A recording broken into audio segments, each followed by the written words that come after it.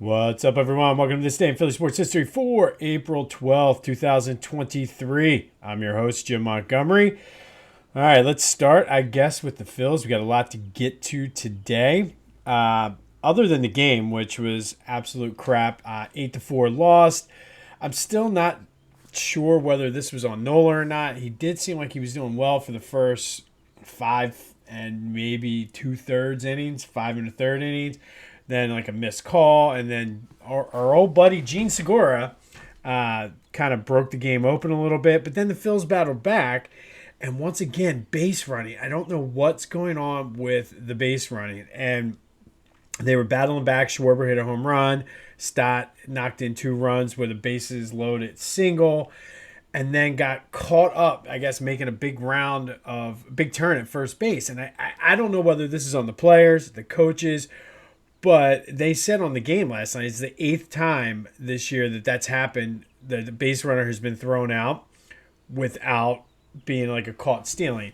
And I feel like they've only played 10 games maybe. So that's not good. And I don't know whether that is on the coaches. I don't know whether that's on the players, but something needs to be done. I feel like that is fundamental baseball. And who knows what would have happened if he didn't get thrown out there. I mean, you killed the rally. It was a little too out lightning, but I don't know. It's starting to become an issue. Starting pitching, I mean, nobody's been able to get past the 6th inning. So that's definitely concerning. Arraez hit for the cycle for the Marlins. I mean, that happens every now and then. But actually, for the Marlins, it's the first time it happened. But it's just one of those things. I want to keep an eye on this because it's through 11 games. It's an issue. But they're back at it tonight in the rubber match, so hopefully they can get it together. Wheeler's on the mound, which is good, or usually would be good. Hopefully, I would like to see him get past the 6th inning, but we will see. Flyers update, they won last night 4-3 in overtime, which officially, by my math, locks them into the 26th position, which means they have roughly a 6.5% chance for the first pick, 6.9% chance for the second, most likely scenario, 44% chance for the 7th, 36% chance for the 8th, and then a 5.6% chance to fall to 9th. But they have an option, or they have odds, and I feel like that's all you can ask for, especially with a guy like Bedard. But there are some other good guys. I would have liked to have that been a top 5 pick. As it stands now, if it goes true to form, they'll be the 7th. They need players, so I think they can't miss on this. And more importantly than where they end up, that's the key. They cannot miss on this pick. So the pressure is on Danny Briere. I guess they're going to let Briere do the draft. I don't know. He's still the interim. I don't know how that's going to play out. I know he's put in the work, and he's not one of those quote-unquote flyer guys. So I'm anxious to see what they do. But I guess they'd have to make a decision. I wouldn't want my interim GM making the decisions for the draft if it's not going to be his job. We'll go from there. No big news on the Sixers, which I guess is good going into a playoff series. Remember, their first game is Saturday at 1. The big story has been the argument over the new arena down off of Market Street.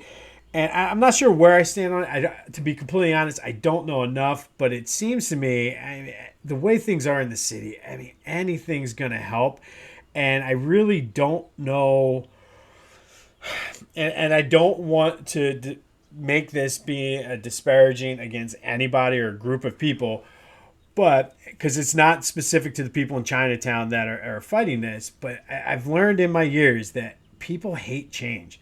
And it could be the greatest thing ever, but because it's different, people fight back. And I don't know if this is a situation of that or whether they have some legit arguments. Since I moved out of the city, I'll be honest, I've not really kept up on the politics of things. I know it was a big thing in the mayor's debate last night. I know Jeff Brown apparently took money from one of the groups that is leading the charge for this. But as far as I'm concerned, as somebody from the suburbs, I love it because I can hop on a train, get right off at Market East, grab some dinner, and boom, be right there at the game. It's much cheaper than trying to park down at the Wells Fargo South Philly lot. It's easier. It's convenient. Hop right as long as they're going to keep the trains running. I know SEPTA sometimes after Eagles games they get a little funky and creative scheduling with their train schedules, but as long as they keep the trains running out to the burbs, I think it makes sense. You're going to get more people, which to me is going to help the people of Chinatown out because then, yes, they're going to lose some of their buildings or whatever, but the people that own businesses are going to get more business. You're going to have the jobs for the people building the buildings. So, I mean, and that's just, again, my off the cuff, what I'm thinking. But I mean, it reminds me of when I lived in Roxborough, the big deal, and I fought it too. And I don't know why I fought it. I think basically because it was across the street from where I was living at the time and it was different, but fought the Wendy's. I mean, and now the Wendy's was up before I moved out. And I mean, I actually went there a couple times. It's just because it's different. People fight change. And I don't know if this is a situation. And I think as an indicative part of our society now anyway, I don't think the people that are building the stadium need to listen to the people from Chinatown.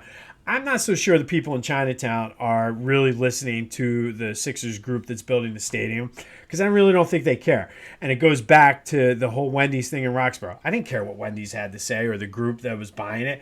It was just like, no, I don't want a Wendy's in my neighborhood. And I think they're saying, no, we don't want the Sixers in our neighborhood.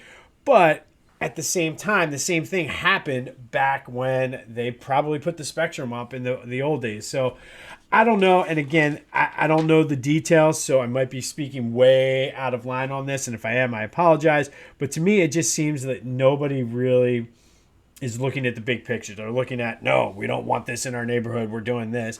And if you take a step back and look at a whole 360 view, maybe your opinions would change. But that's just my take. And selfishly, it would be way more convenient for me than going down to South Philly.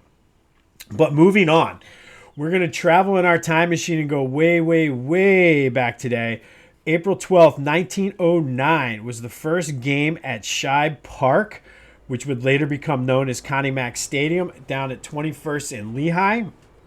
It was the home of the Philadelphia Athletics at the time. The A's beat the Red Sox 8-1. Right fielder Danny Murphy went 4 for 5 with 2 doubles and 5 RBI. Pitcher Eddie Plank pitched a complete game. In true Philly fashion, though, there were complications. So it just goes to show that this isn't some new phenomena. This has always been a Philly thing. But 30,000 people showed up for the first game. I guess they didn't sell advance tickets back then. You just kind of went up to the will call. Isn't that bad. It's a pretty decent turnout. First game of the season, opening of a stadium. Only 23,000 people fit in the stadium. So then they had to shut the gates. And I don't know how many people there, how they decided who got in and who not. But again, this is Philly.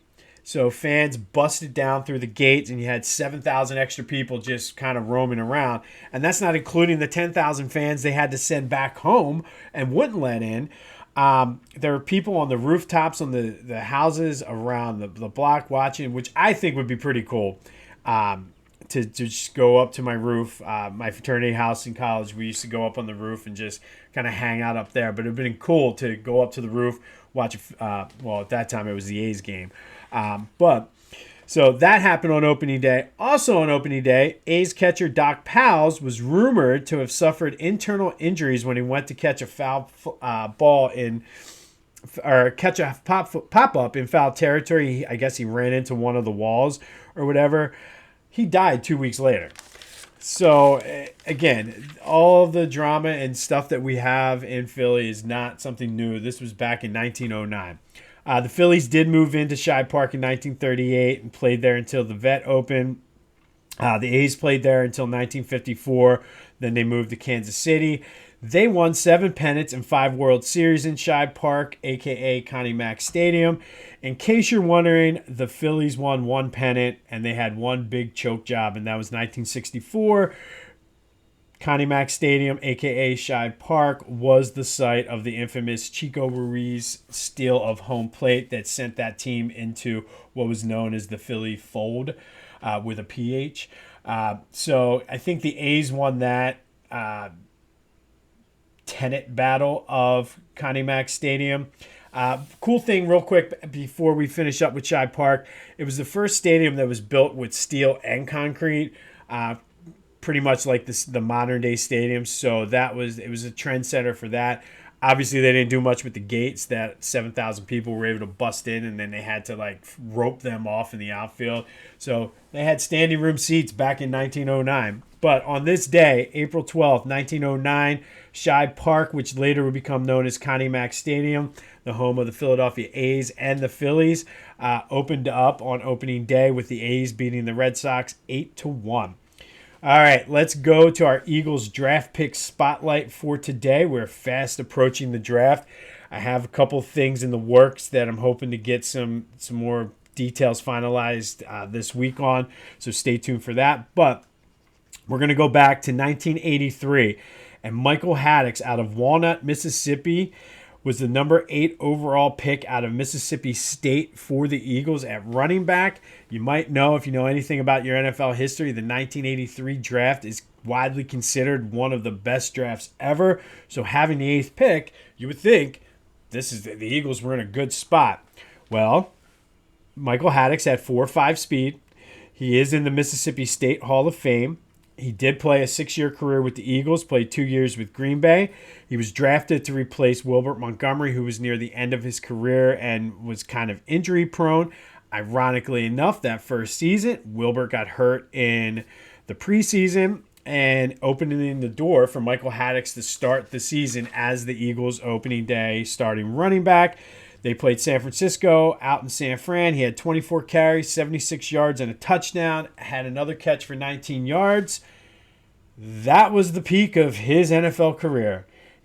The rest of his career, he never had more than 69 yards in a game. He had a career average of 3 yards per carry, which is terrible. Absolutely terrible. And that is third worst all time of anybody with 500 plus carries. Now, you might be thinking, well, he's not the worst.